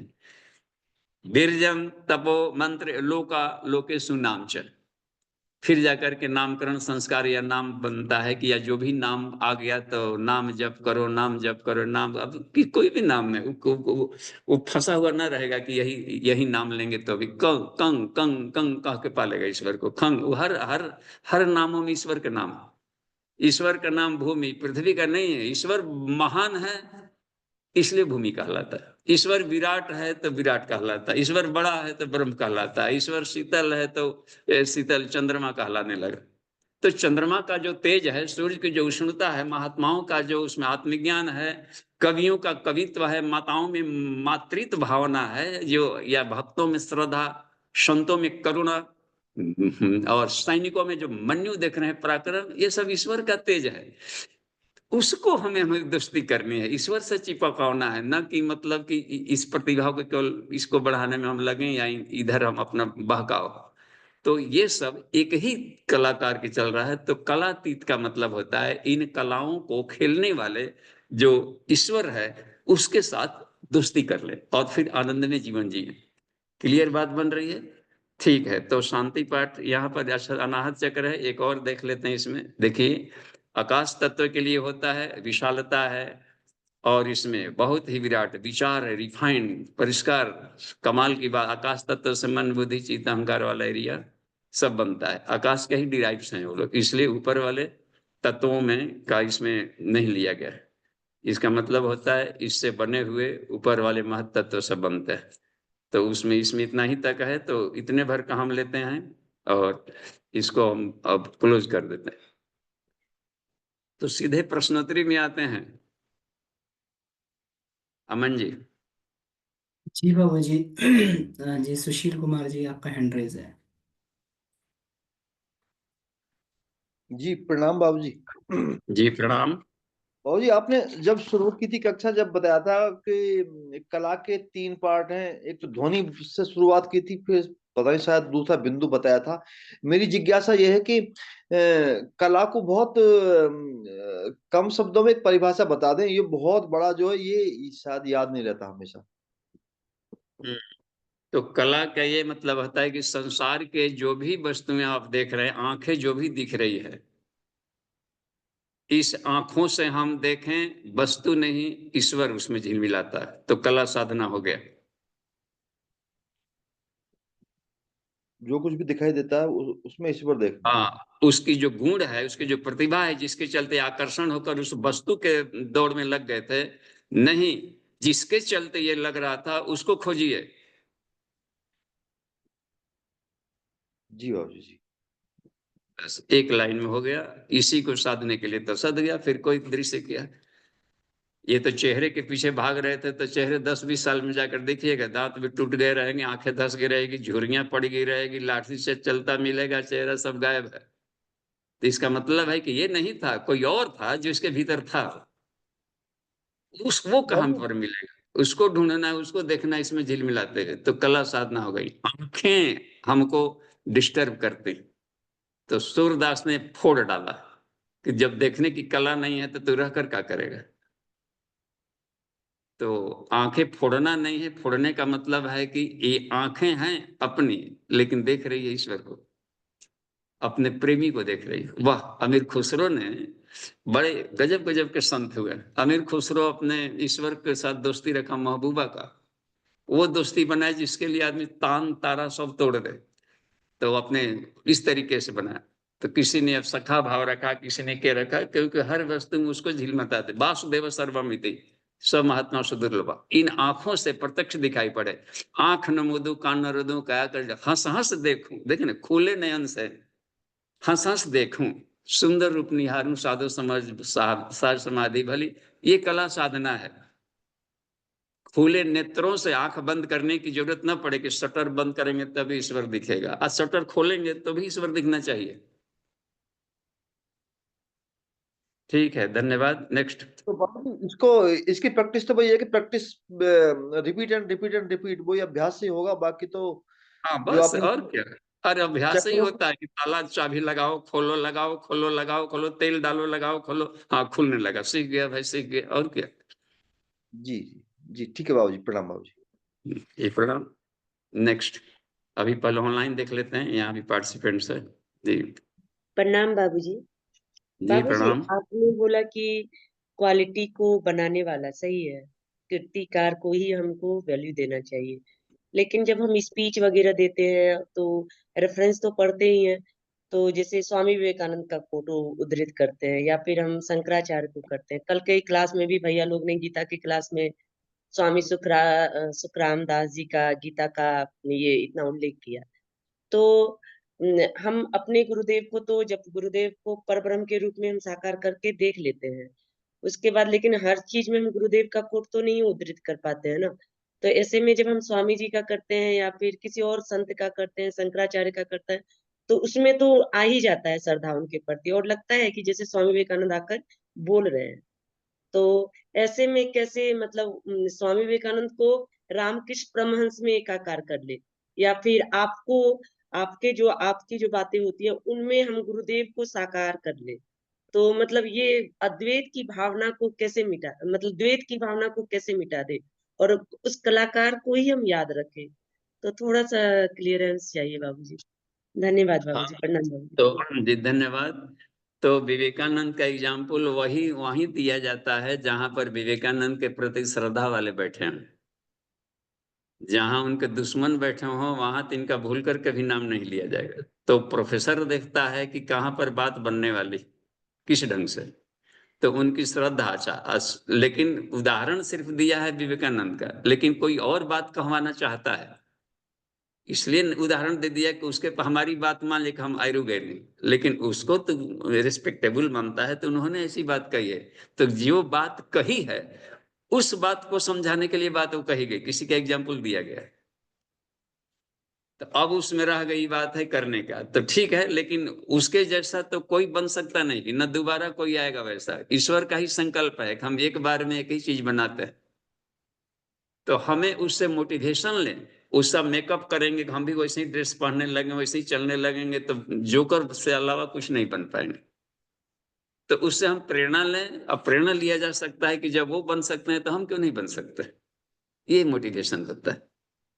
जब इसलिए महापुरुष लोग चलते हैं, जब गुरुदेव कर सकते हैं और सिंपल जीवन जी करके दिखाए और बन गए, तो इसका मतलब है कि किया जा सकता है।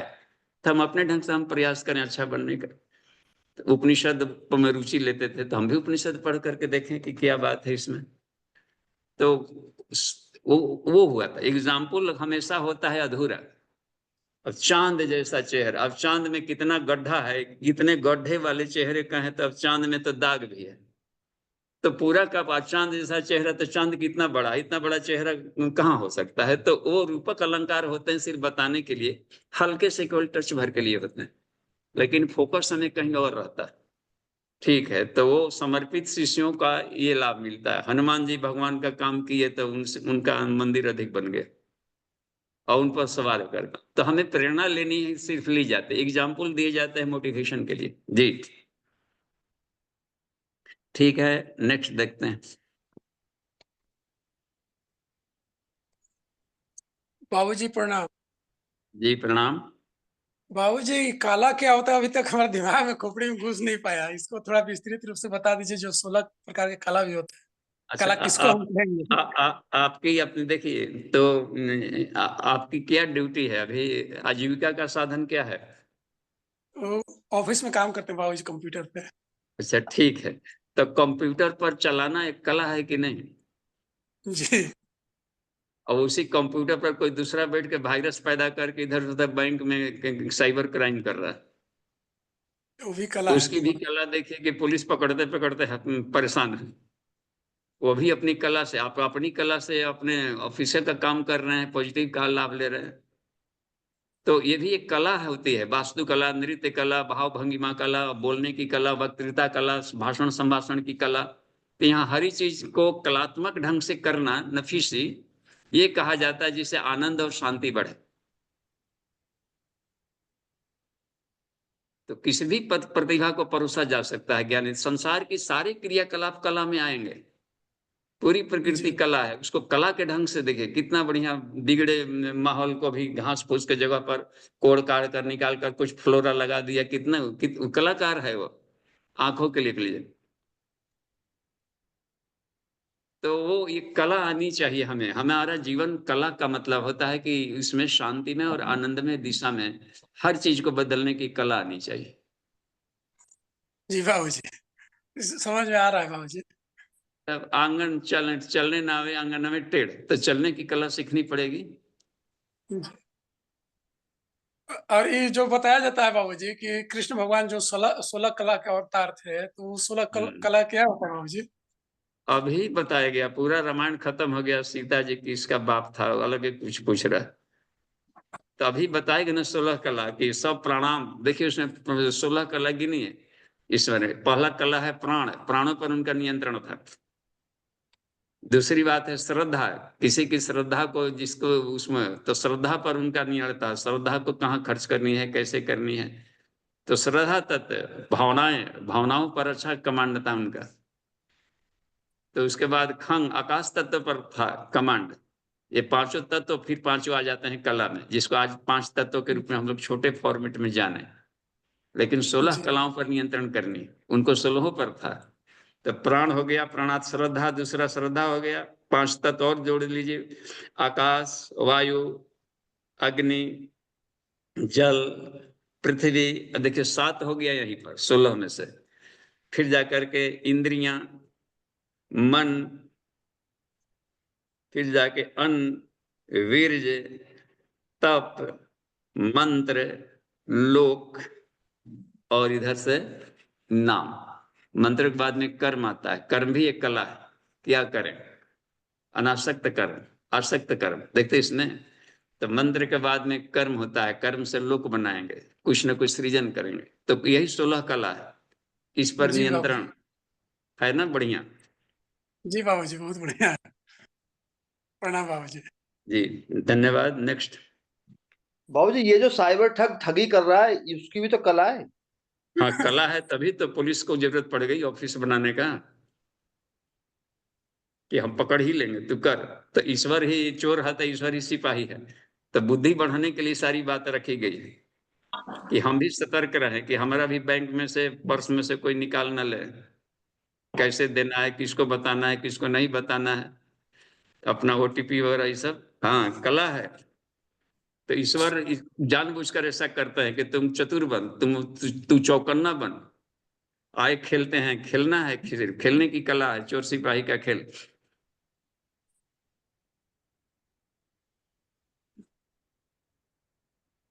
नेक्स्ट। देखिए चैटिंग में होगा, उसको चैटिंग पढ़िए में बारी प्रश्न में। बाबूजी। हाँ। शशिकला देवी जी का प्रश्न है, बाबूजी प्रणाम, हम्म। माला करते समय काउंटिंग करना जरूरी है क्या? अब काउंटिंग करेंगे तो काउंटिंग का लाभ मिलेगा, और काउंटिंग नहीं करेंगे, ईश्वर में घुल जाएंगे तो घुलने का लाभ मिलेगा। इसलिए काउंटिंग करना है, यदि पचड़ा है तो माला बना दिया ऋषियों ने कि काउंटिंग न करना पड़े। ऐसे ही आंख मगन हो जाइए, माला सटकाते जाएं, खटकाते जाएं। एक आता है ना, अंत में फंस जाता है उंगली जहां, सुमेरु। हाँ, एक माला हो गया, बस प्रणाम किया, फिर रिवर्स गियर में फिर शुरू कर दिए। तो इसीलिए मेरू माला बनाई गई कि काउंटिंग में हमको बुद्धि न लगे, नहीं तो सारा ध्यान ईश्वर को करना था, गिनने में लग गया। तो इस भटकाव से बचने के लिए माला बनाया इन्होंने, और उसमें एक स्पीड ब्रेकर बना दिया, सुमेरु। अच्छा, एक और तरकीब निकाला।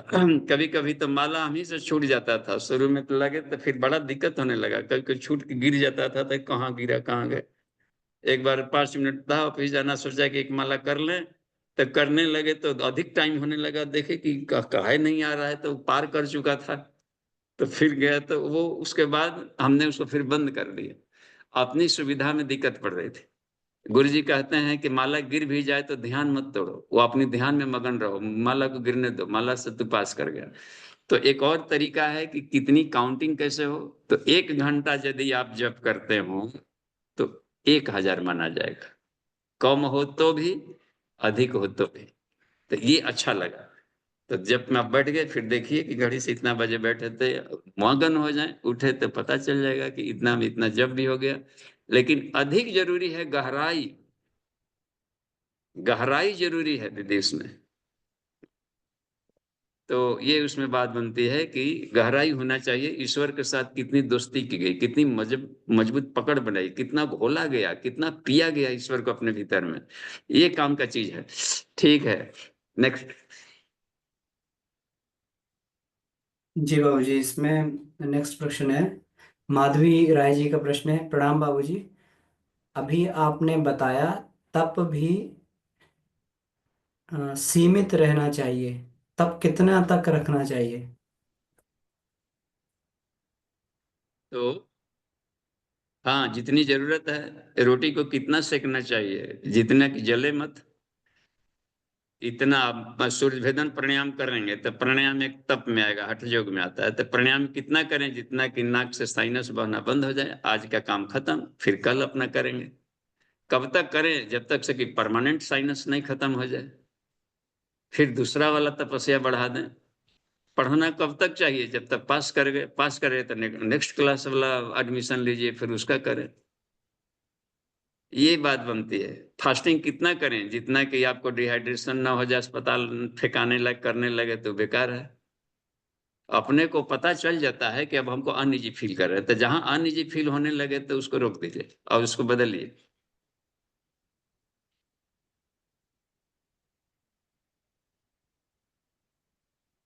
जी क्लियर बाबूजी। हुआ होगा अपने कुछ जी। जी अब खाना ही खा रहे हैं तो खाना एक तप है, खाते खाते खाते कभी तो आता होगा ना जी कि अब नहीं खाया जा रहा है। लिखा है कि आधा पेट खाइए, तो आधा पेट को हम नापने का कोई मीटर ही नहीं कि कैसे नाप। तो अब इसमें रह गया कि अब ये है कि अब लगेगा कि एक आध बार इसमें एक ढकार भी आता है, नहीं होता, सीटी बजती है कि प्रेशर कुकर अब कह रहा है कि ये हो गया, तो उसमें बात। तो थोड़ा सा उसमें हो जाओ, या 3 हिस्सा तक खा लेंगे तो भी थोड़ा सा उजबुजाहट ना हो। तो 3 हिस्सा तक खाया जा सकता है, सिर्फ चतुर्थांश का है। अपने मन से आधा पेट जोड़ा है लोगों ने, लेकिन उसमें लिखा है चतुर्थांश ही लिखा है कि 3 हिस्सा तक खाएं। और इसमें यदि हम जलीय भोजन ले रहे हैं तो आराम से खाया जा सकता है 3 हिस्सा। जलीय भोजन माने साग सब्जी दाल और इसी तरीके का भोजन है, जिससे कि ड्राई कम हो, तो उसमें रहते हैं पानी की मात्रा भी उसमें कम जरूरत पड़ती, तो 3 हिस्सा तक भर सकते हैं जी। जी बाबूजी। वीरेंद्र प्रसाद यादव जी का प्रश्न है, बाबूजी प्रणाम। तत्वदर्शी, तत्वज्ञानी और विद्वान में कौन श्रेष्ठ है, कृपया प्रकाश डाला जाए। तीनों श्रेष्ठ कम बेसी कहेंगे तो ईश्वर हमको आकर एक हथौड़ी मारेंगे कि तुमको तो कम से कम कम बेसी नहीं कहना चाहिए था। तीनों की महत्ता बताया जिसने, कृष्ण ने पूरे गीता में अकर्म शब्द को कहीं कहा ही नहीं, केवल पॉजिटिव पॉजिटिव बातें कही है। एक बड़ा गजब का चीज है गीता में। कर्म कर्म विकर्म देखने से बात नहीं, कर्म कहा उसको तू कैसे करेगा कि तुम पाप पुण्य में फंसेगा नहीं, और एक विकर्म कह दिया है कि आत्मिक विकास के लिए तू कर। तो आत्मिक विकास के लिए, आत्म साधना के लिए कुछ भी करते हैं विकर्म में आ जाता है, और अत्यंत विशिष्ट। संसार के लिए हम काम करते हैं तो 2 तरीका बताए, फंसने वाला नहीं फंसने वाला। तो काम तो करना ही करना है, अब यह है कि कैसे करें कि उसमें फंसे मत। तो तरुणता की बात आई। तो इस तरीके से तत्वज्ञानी, विद्वान, तत्वदर्शी, ये जो बात कही जाए, तत्वज्ञास्तु विद्वान सो ब्राह्मणा सो तपोबल है, इसमें ना गायत्री महामंत्र के तत्अक्षर में, तत्वज्ञास्तु विद्वांसो ब्राह्मणा स्व तपोबल अंधकारम अपाकुर्जुर लोकाद अज्ञान संभवम। ये गायत्री महामंत्र का तत्व है। तुम तत्वज्ञानी बनो, विद्वान बनो, तपस्वी बनो। तो तत्वज्ञानी क्या हुआ, अंतर समझना पड़े, 3 शब्दों का अलग अलग प्रयोग है। तत्वज्ञानी का मतलब हुआ कि संसार कितने तत्वों से मिल करके बना है, कितने डिराइव्स होता है दवाइयों में, इतना ये परसेंट है, इतना परसेंट है, तो ये इसमें एमिनो एसिड इतना है, सब लिखा रहता है उसमें संसार पंचतत्वों को। तो महर्षि कपिल ऐसे ऋषि हुए आचार्य जी पहले इस पृथ्वी पर, जिन्होंने की पूरे सृष्टि के घटकों को गिन करके बताया। 24 तत्वों से मिलकर बना है, देखते ना, 5 कर्मेंद्रियां, ज्ञानेंद्रियां, 5 भूत पदार्थ, 5 तन्मात्राएं, 20 तो ऐसे ही हो गया। फिर मन बुद्धि अहंकार और मूल प्रकृति को उन्होंने कहा दिया कि ये इतने घटक से मिलकर इनकी उड़ती हुई परमाणुओं का धूल भर है। तो इन सबके बारे में जानकारी रखना, इसके गुण का स्वभाव क्या है, कैसे जुड़ता है, कैसे बिछुड़ता है, क्या इसके है, ताकि इस पर हम कमांड कर सकें। और आत्मा इससे परे है, इसके लिए सब क्रीड़ा स्थली है। तो ये जानकारी होना है। तत्वितो महाबाहो गुण कर्म विभाग उसमें कहा है। और गुणा गुण से वर्तनता इति मतवा न सजते, तब आदमी का चिपकाव खत्म हो जाएगा संसार से, और इस क्रीड़ा का आनंद लेना शुरू करेगा। तो इसकी जानकारी भली भांति होनी चाहिए, नहीं तो फिर मन टेंशन में आएगा ही आएगा। तो कैसे टेंशन में आ गया और कैसे नहीं टेंशन में आता है, कितना ही काम करें, इसकी तकनीक मिल जाएगी तो आदमी करेगा। विद्वान का मतलब होता है कि उसको प्रैक्टिकल करके जाना। विद विद मतलब होता है पढ़ने को नहीं कहा विद्वान। विद्वान उन्हीं को कहा कि तत्वज्ञानी तो हो, लेकिन उसका लंबा प्रैक्टिकल करके उसके खुद का अनुभव करो, तो खुद के अनुभव को विद्वान, आत्म अनुभव जो बात की जाती है, तो इसको अनुभव को कह दिया जाता है विद्वान। तो अपने अनुभव सिद्ध ज्ञान होना चाहिए।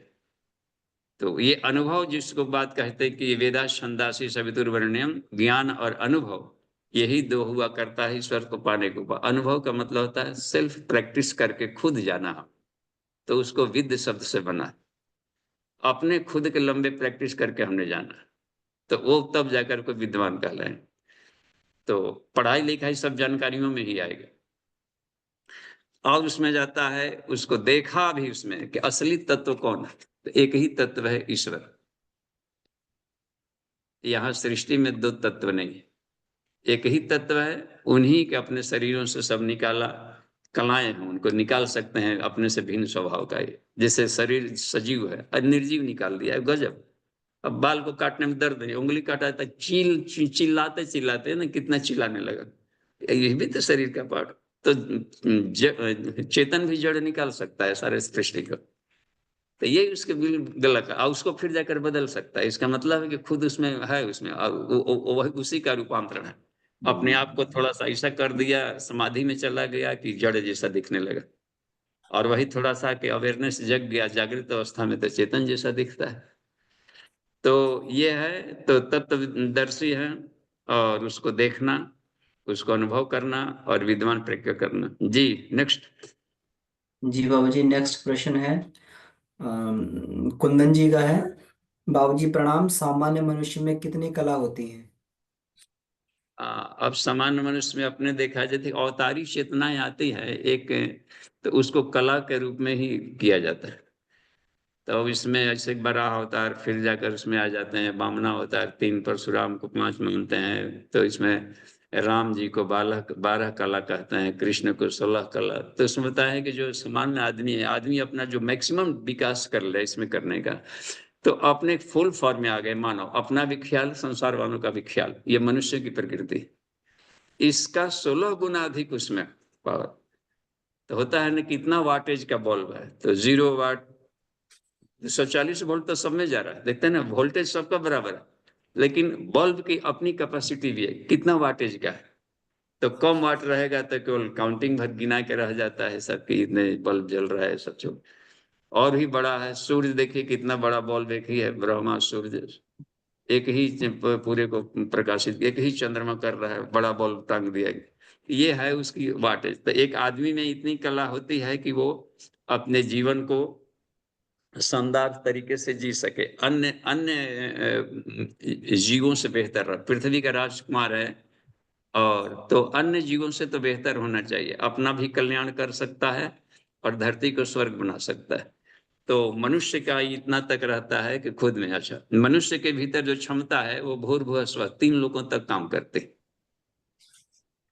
इसलिए 3 व्याहृतियां ही पर्याप्त है गायत्री मंत्र में लगाना, भूर्भुवः स्वः, स्थूल सूक्ष्म कारण। इससे ऊपर वाले जगत में जाने के लिए हमें डार्क एरिया के भीतर में जाकर के और सूक्ष्म शरीरों से काम होता है, कॉस्मिक बॉडी वाले से फिर काम होने लगते हैं उधर। तो स्थूल शरीर की एक लिमिट है, गुरुदेव भी बोले कि हमको स्थूल शरीर भी बाधा डाल रहा है, इसमें हम इससे अधिक नहीं दौड़ सकते, किसी को बंधन में बांध दिया जाए तो।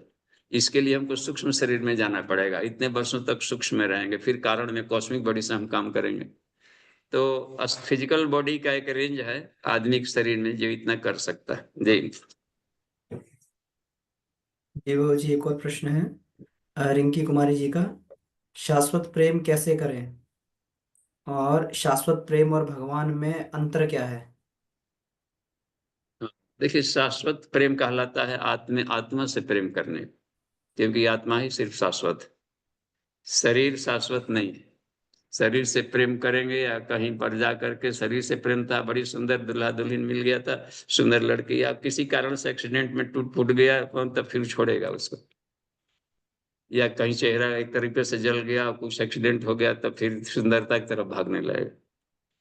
तो ये शाश्वत नहीं है प्रेम। आत्मा तो हमेशा शाश्वत है, चाहे वो कि जीवन में कोई भी घटनाक्रम हो जाए, गरीबी हो, गरीबी हो, परेशान में, कैसा हो वो दंड हो, तो वो आत्मा से प्रेम करेगा, तब वो प्रेमी शाश्वत रहेगा, उसका वो दिव्य प्रेम कहलाता है। आत्मिक प्रेम को दिव्य प्रेम कहते हैं। इसके सिवा किसी और चीज से प्रेम कर रहे हैं तो वो शाश्वत नहीं होगा, यानी कुछ खास समय के बाद में वो मुरझा जाएगा। तो स्वार्थ का प्रेम कहलाता है। और आत्मा से प्रेम करने को अनकंडीशनल कहते हैं, क्योंकि वो खुद अनकंडीशनल है। तो जिससे प्रेम करेंगे वो अलग। शरीर कंडीशनल है कि उसको खास पेंट पाउडर न लगाया जाए, खास खाद पानी दिया जाए, तो फिर मुरझा जाएगा। संत सूफी संत का उदाहरण दिया ना इसमें गुरुदेव ने एक जगह से, कि गए थे राजा साहब, उनकी लड़की सुंदर थी, तो कहा कि भाई आपको, आपकी लड़की से हम अपने ले जाएंगे, इससे शादी करेंगे, हमको बहुत अच्छी लगती है। तो देखा कि तो केवल भावावेश का इसका प्रेम है। कहा कि ठीक है, हम भी तैयार हैं, तुम तैयार हो तो हमें कोई आपत्ति नहीं है, लेकिन ये गरीब घर की है, तुम ऐसे हो, पता नहीं तुम इस संभाल पाओगे कि नहीं। कि नहीं बिल्कुल ठीक है, ठीक है, 1 सप्ताह बाद आना। अगले इधर इतना उसको जमाल गोटा क्या क्या खिला दे कि उसको दस्त होते होते गया, फिर शरीर ठठरी बन गई थी। तो आया तो कहा कि कहाँ गई हमारी सुंदरी, देखिए तुम्हारी सुंदरी यही है। रौना शरीर था। कहा कि नहीं, तब फिर उसको दे हो गया बड़ा घृणा वैराग्य ऐसा करने का। इस सुंदरता कहाँ गया, कहा कि घड़े में उधर रखे, घड़ा में बटोर के रखते तो उसको सारे मलो जो अपनी दस्त होता कि वहां तुम्हारी सुंदरता पड़ी है, ले जाओ। ये हैरियट स्टो के साथ भी होता है, बार बार जाकर पेंट पाउडर करती, बेटी तो क्या कर रही है, हर पढ़ती थी, फिर जाकर जाकर यूं यूं कुछ करने लगती थी। ताकि तुम इसको नहीं मेंटेन करके रख सकते, ये ईश्वर का दिया है, आता है जाता है निकल जाता है, तुम्हारा अपना नहीं है।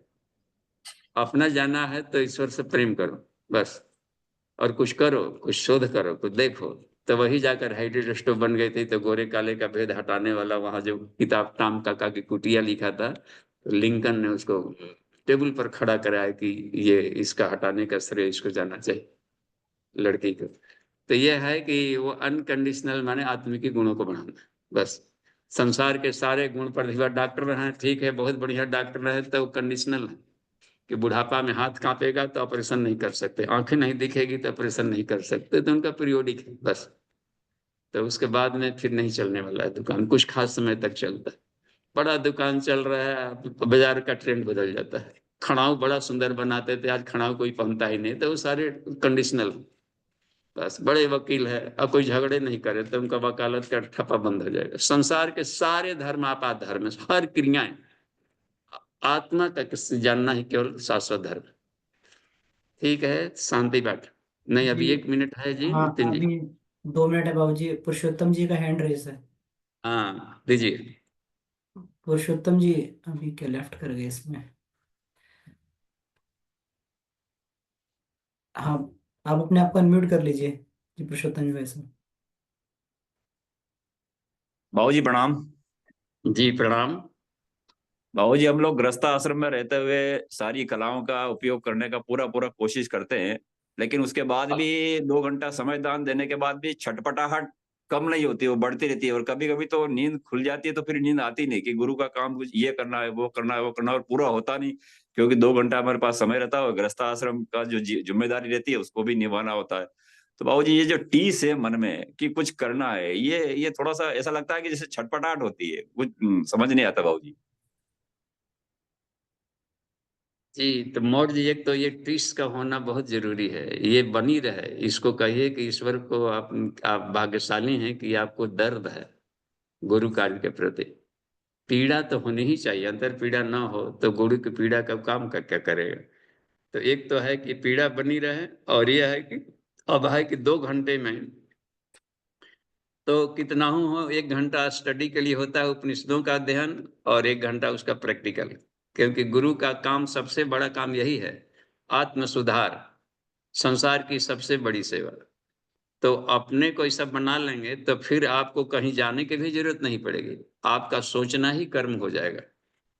एक जगह बैठकर विश्व हित में सोच रहे हैं तो ऋषि एक जगह बैठा हुआ पूरे विश्व का कल्याण कर रहा है, देखिए वहां पर कर। बुद्ध एक जगह बैठा हुआ संसार को विचार कर, इधर स्वतंत्रता सेनानी लड़ रहे थे, श्री अरविंदो उधर जाकर के अपना तप कर रहे थे, महर्षि रमण तप कर रहे थे। तो वो लोग ब्रह्म बल फेंकते हैं सामने वाले के लिए, तो परोक्ष में रह करके भी किया जाना। ईश्वर तो देखिए सारे काम हमने अन्यों से करवा रहे हैं, पीछे चुपचाप बैठ दर्शक की तरह, और वही सारा काम कर रहे हैं। तो भागम भाग दौड़ क्रिएटिविटी की आवश्यक नहीं कि हम केवल दौड़ वाला करेंगे तभी काम कहलाएगा। अस्थिर रह करके भी काम किया जा सकता है, अन्य शरीरों का लाभ लेकर। जामवंत ने कितनी बड़ी भूमिका थी, हनुमान को पैदा करने में जामवंत की भूमिका आ रही है। शरीर थक गया, नहीं कर सकता है, तो जामवंत तो हनुमान के भीतर में प्रवेश कर गए।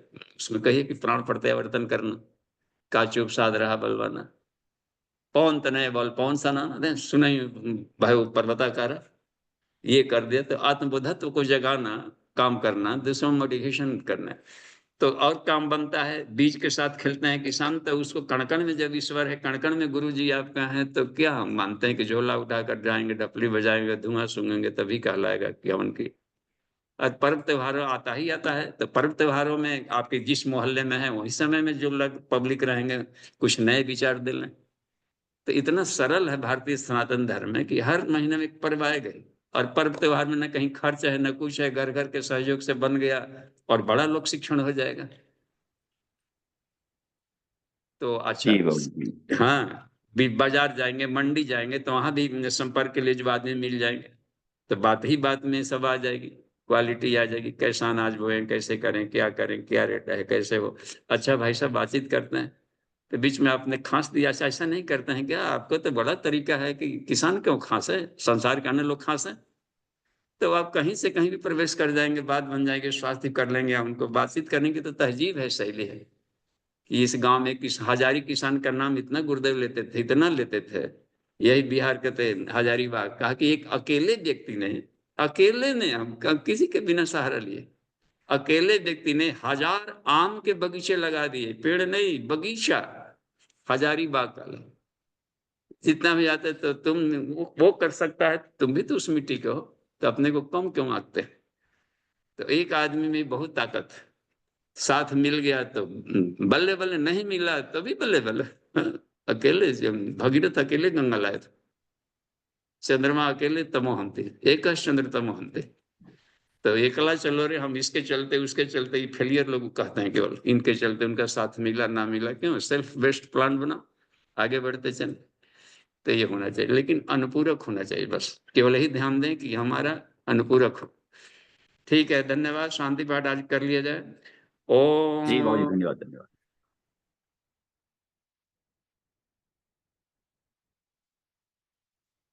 शांति शांति शांति। समाप्ति। प्रणाम।